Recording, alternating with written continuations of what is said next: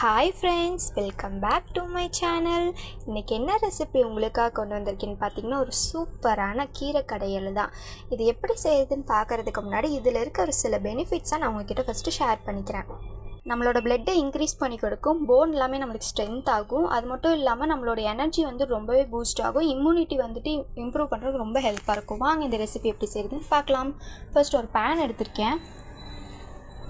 அதில் நான் கட் பண்ணி எடுத்து வச்சுருக்க கீரையை ஆட் பண்ணிக்கிறேன்.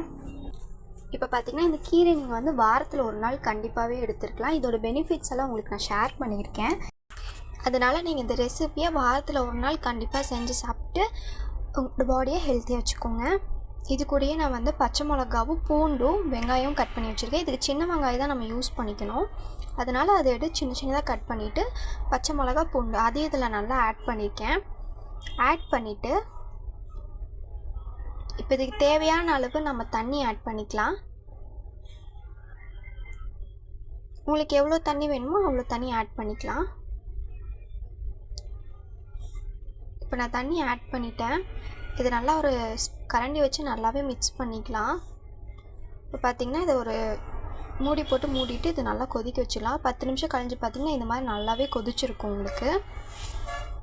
இப்போ இதை நல்லாவே மிக்ஸ் பண்ணிக்கலாம். இன்னுமே கீரை நல்லா வேகணும்.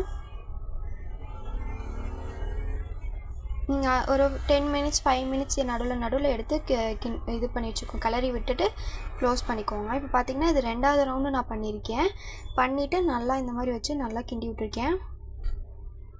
இப்போ பார்த்திங்கன்னா இன்னுமே நம்மளுக்கு கீரை வேகலை. அதனால் திருப்பி ஒரு க்ளோஸ் பண்ணிவிட்டு ஒரு 5 மினிட்ஸ்க்கு அப்புறம் எடுத்து பார்க்குறேன்.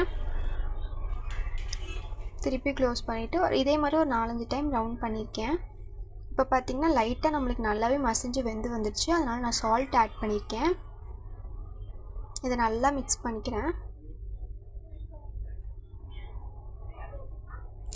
இந்த மாதிரி சட்னி மாதிரி ஒரு திக்னஸ் வந்திருக்கணும் கீரை, அப்போ தான் சாப்பிட்றதுக்கு நல்லாயிருக்கு. இப்போ பார்த்திங்கன்னா இதில் தேங்காய் நான் ஆட் பண்ணியிருக்கேன். ரொம்ப டேஸ்ட்டாக இருக்கும் தேங்காய் ஆட் பண்ணும்போது. கசப்பு தன்மை இருக்காது, அவ்வளோ டேஸ்ட்டாக இருக்கும். இப்போ பார்த்திங்கன்னா நல்லாவே நம்மளுக்கு தேங்காய் ஊற்றுறதுக்கப்புறம் நல்லாவே நம்மளுக்கு சூப்பராக மசிஞ்சு வந்திருக்கு. பார்த்திங்கன்னா சூப்பராகவே நம்மளுக்கு கீரை கடையில் ரெடி ஆயிடுச்சு. இதை நைட் டைமில் மட்டும் நீங்கள் அவாய்ட் பண்ணிக்கோங்க சாப்பிட்றத. ஏன்னா நம்மளுக்கு டைஜஸ்ட் ஆகாது நைட் டைமில் நம்ம எடுத்துக்கும் போது. இதை கண்டிப்பாக நீங்கள் உங்கள் வீட்டில் ட்ரை பண்ணி பாருங்கள். இந்த வீடியோ பிடிச்சிருந்துச்சுன்னா கண்டிப்பாக நம்ம சேனலை என்ன பண்ணிக்கோங்க.